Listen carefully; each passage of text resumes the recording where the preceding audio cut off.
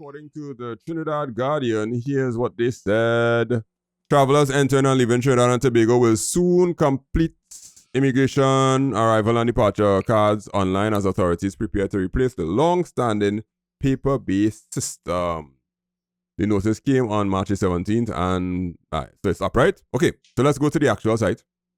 First thing I'm going to show you is it's mobile optimized, kids. Watch this, watch this. All right. Look. It's resizing. The divs are diving. All right, that's good to know. Good to know. Because there was a time, for those of you listening, where Trinidad and Tobago did not have mobile optimized sites, okay? That's why it was very static. Okay, so the first thing you do is there's this number system. So it's like one of those normal forms where you have the checkpoints where you go through. So I'll go back to the start. The start asks you, right, the process. Passengers must complete the online departure card. You will have access to the portal 72 hours before arrival or departure. You must save the arrival or departure receipts containing the QR code for presentation to officials, obviously save it on your phone. Please print the receipts containing the QR code or download it to your mobile device. So that means you could use your phone, which is good. Using the online arrival departure card provides you with the convenience of expediting your movement through our ports and enhances your travel experience. What do I need? Valid email address, flight information, valid passport, copy of passport biodata page, JPEG or PNG. So you have to have a picture of that before you go in. Any views on this page? No, decent. It's kind of straightforward. No, it's used mobile optimize everything, whatever the case is, and they have a little picture of that JPEG or PNG requirement. Yeah, like iPhones. They didn't say any size, but 10 megabytes.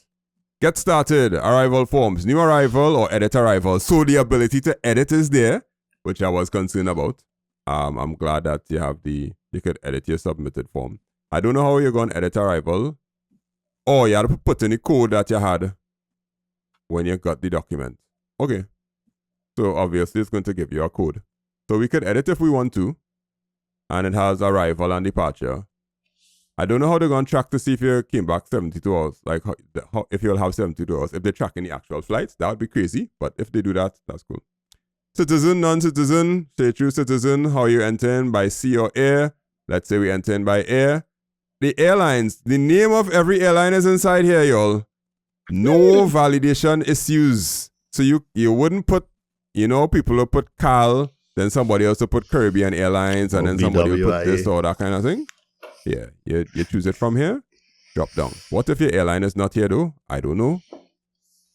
I could envision this being a problem if there's an airline that starts to come to Trinidad, and within like 1 week they didn't update the website. And you can't put your airline in. Like, remember at that time, I had a thing called Red Jet. Akimi, remember that? Red Jet, where it's like short I think so, yeah. Cheap flights or some kind of thing like that. Yeah. Okay, so if they have a new airline coming to Trinidad, then right. So for Caribbean Airlines, you see it start the flight number starts with BW automatically. So that's nice. That's nice technological advancements. Each one of the airlines, it automatically puts the two initials at the start, and then all you have to do is put in the number. Country of departure, all the list of countries there. So that's our next validation issue. So you just choose a country name, so you don't have to type it in, which is good. Drop down boxes are necessary. Port of departure. That's where you're coming from. No. No, if yeah. Okay, that's not. Let me see if the port of departure will change if I change the airline name. If I change it to Caribbean Airlines, will the port of departure? No. But this is this is entering Trinidad and Tobago. Yes, so this is correct. Yeah, so this is where you came from.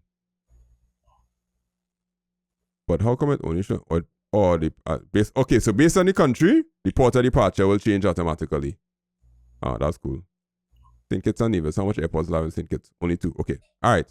Okay. They thought it. Could you put the country departure as Trinidad and Tobago? No, this is I choose. No, I choose entering. Yeah, but in the country departure. Yeah. Oh, okay. So let's say I made the mistake and I put the wrong thing. Trinidad and Tobago is not Okay, listed. good. Yeah. Nah, yeah, that's intuitive. All right, so the form get A so far? Yes? Yeah, all right. Because it's 72 hours, they only have 4 days available, which is good. So you can't choose a random date by mistake. You have to choose a day within the next 3 days, which is perfect. So we choose a day. Next step, I then put the flight number. Oh, I wonder if this will work, boy. What's our flight number? That'll be like 456. That's straight. Say BW Alright, I put 524. 456 on the boot. Alright, first name, middle name, last name, all of that you could put. Sex, they only have male and female. Oop, no non-binary. We in the Caribbean still, so. There people who think we third world. Like, they'll be filling out this form online. Wow, what kind of form is this that doesn't give me my rights? That kind of thing. Discriminating, Yeah. Nationality, drop down everything, country of residence, email address, confirm email address. I hereby authorize the processing of information. Next step. Well, I can't go to the next step because I'll have to fill out all this information. But then they have travel, destination, health, family, and customs. So, based on what I've seen so far from the first 2 lines, from the first 2 pages, I think they had a good grasp of the mission. What we have to do, which we customarily do, is we have to look at the code. Okay. Because we have a little video to look at just now. But we'll share our thoughts before we watch the video. Actually, no pause now. Let's share our thoughts quick before we start to look at it. What will you think in terms of what you've seen from other countries? Is this on par, or is it better or worse? I ain't leave the country, so can't tell you. I was going to say, I'll be honest with you. The countries I've been to don't require it. Well, I haven't been to a country that required me to do this, so I really don't have anything. Like, I haven't been to one of the other islands in a while. Oh. And when I go to the US, you don't have to do any of this. Okay. I did Barbados recently. Barbados has a form. Look, this is the Barbados form here. They don't have any picture and stuff in the background. They just have all the information. You can add another traveler. So they don't have all the flight information and all that. Well, they have the next thing, right? But they'll say you fill out your biodata first, then the flight information. So Barbados own not as cute as ours. So the Trinidad, so like you see how they have where you can enter the next traveler, or won't have that? Because I know like the current form, like if you're the head of the household, just you fill out certain things. I can't see it. But it does have at the end family, like number 6 is it have 1, 2, 3, 4, 5, 6, and travel, destination, health, and family. So I guess that family is where you would enter the head of the household thing, and customs would be if you have anything to declare. So yeah. In Barbados, it was quite easy, and everything just went in the system properly. So I think it's on par with Barbados, better than Barbados actually, based on what I could see in terms of the graphics and the layout and that kind of thing, which is cool. But yeah, I don't think other countries require this. But the US. I mean, this will be something. You know, we talk about things that need to continue. Like we say, if the government change, this will need to be something, because you're gonna have a lot of data there, and you know it's not gonna be paper-based, which according to some people can't leak. we getting it. All right. So what's your code here? The code is it's JavaScript. Yeah, so it's JavaScript at the start. One time, jump in just HTML and JavaScript. They have some variables, color scheme, computed color scheme, and whatnot, and the JavaScript is there. And then they have the actual script where you could see the path on the server for the script. They're supposed to be visible. Like Michaela, if you're doing pen testing, and you could see the path for the JavaScript. Yeah. Well, sometimes it could provide information, but sometimes it can't. Like I'm sure if you go to that URL and then take out the JS part, it's gonna give you a forbidden error message anyway. It should. But yeah, so it don't really matter too much. If the JavaScript has information that we could use, then yeah, but Plot twist, I just clicked the link of the JavaScript. Yeah, so take off the .js part. No, this is the code, dog. Like this is... but it looks obfuscated. I could see return. I could see for loops. I could see. Yeah, I seen functions inside here. Like I could take this code and put it inside ChatGPT and say, think this code. Yeah, look, double equal signs equal null 00 f. Yeah, return. Cannot have username, password, function, return this, cannot be base URL. This is the JavaScript code. Mm-hmm.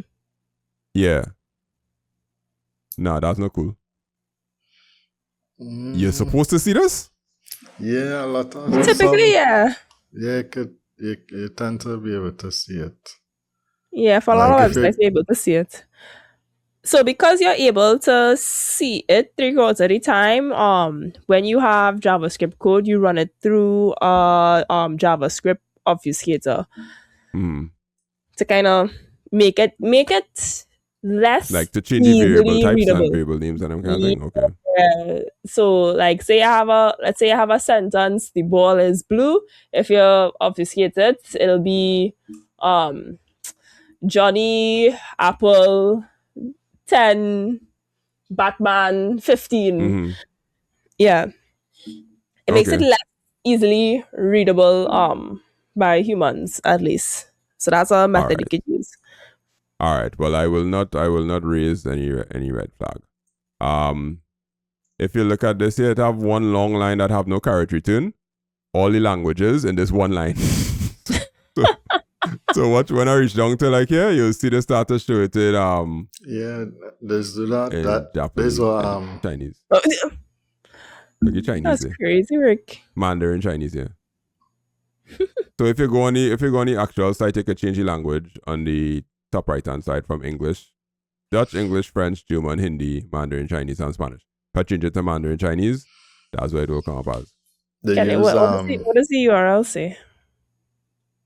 When you change the language, it just says create. No, it's saying EN and ES and everything. Yeah, EN FR for French and /create. Yeah. Okay.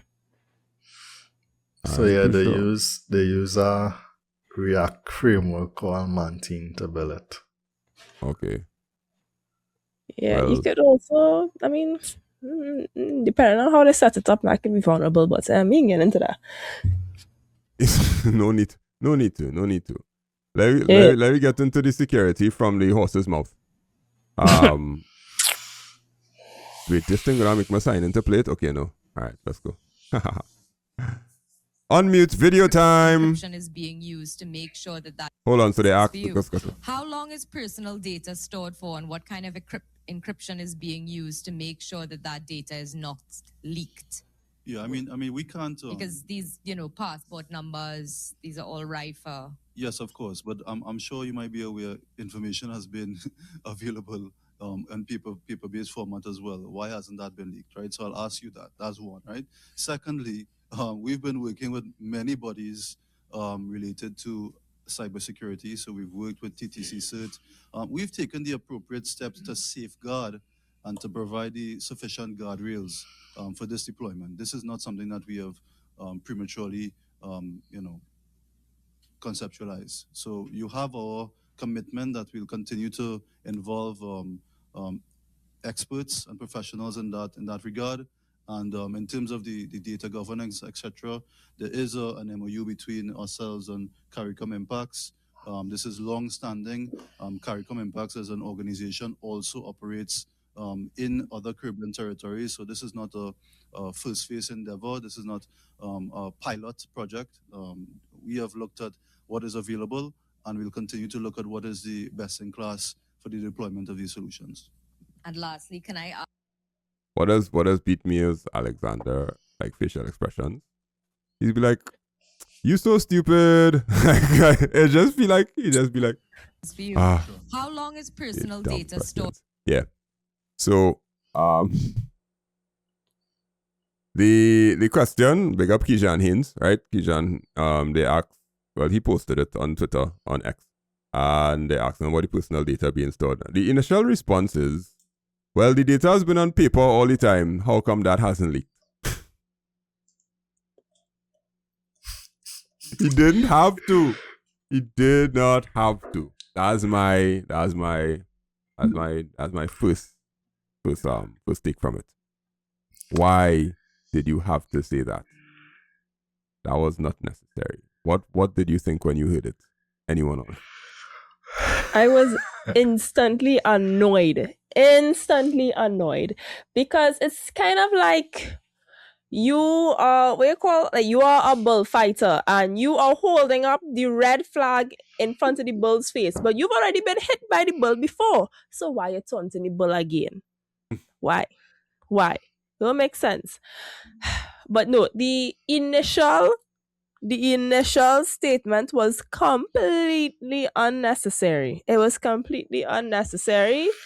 It turned me off so much. I heard that first part of the sentence, got irritated, and just closed the video. I didn't even listen to a word that was said afterwards. This is the first time I actually watching the full video. Because why would you say that? It is a valid concern that the journalist made to him. And up to now, he didn't answer the question, you know. He did not say what type of encryption methods. He did not say how the data is being secured. He All name did drop was, TTC cert. That we do. He name drop TTC cert. They are the official. yeah. So he name dropped them, but all he basically said is that they work with them and they have a commitment to. So you tell him it's not secure now. But yeah, no, he needs to do some media training again, like do over the course again. No, I keep on what you wait. I'm trying to be politically correct in my mind. So what he said to try and explain the question, that was enough kind of political speak to try and say, we follow certain standards and best practices and this one. And so for the non-technical person listening, that would probably answer the question, but for us technical people, that didn't really answer the question. He himself probably is not a technical person, so You see the Minister Artificial Intelligence, not a technical person, are you trying to say? Based on that answer, yeah. But anyway, we are not SOE. Let me not tell you. Based on that answer, okay. Yeah, based on that answer, I agree with you. Yeah, so the first part of his answer about the paper leaking thing, that was unnecessary. He didn't need to.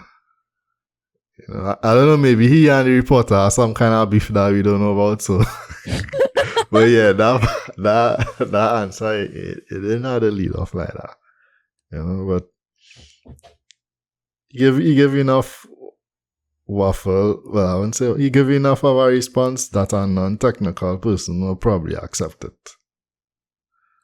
Yeah. So if he gave the second part of the response alone, like excluding the first part, would be like, okay, he clearly doesn't know, but somebody somewhere within the organization knows. Okay, fine, no problem. You immediately get defensive as soon as the question asks. Now I know something up. That's suspicious. Why are they defensive? Why are they defensive? It's a simple question. Yes or no? You know or you don't know? I guess, okay. Let's see if I can think about it. What he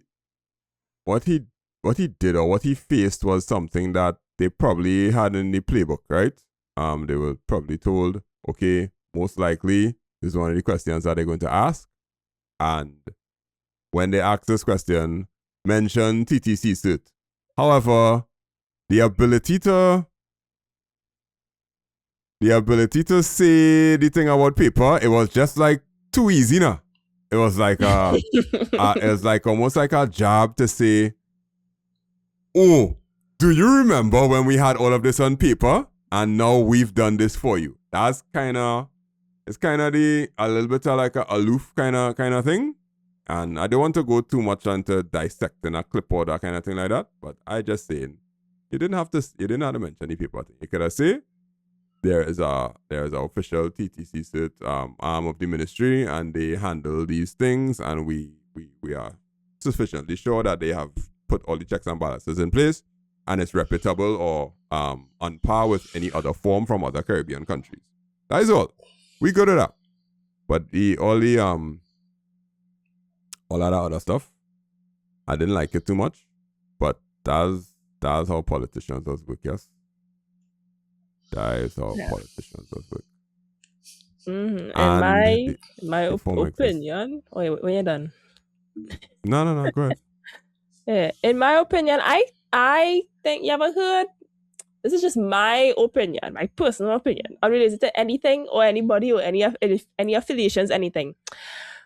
You know the saying, you become a sum total of the people you surround yourselves with? That's a type of answer, Alexander. That's a type of answer somebody else would I give. And I feel that's what happened there. I feel that's what happened there. Because like for me, like when I line with certain friends, I might let some joke slide when I wouldn't let that joke slide otherwise. I feel that's what happened. Some osmosis happening. Osmosis. Yes. Okay. I get you. And yes, I tend to agree. And with that, before we go any further, we'll stop there. We have our online form. Let's fill it out and everybody feel good about themselves. Next segment.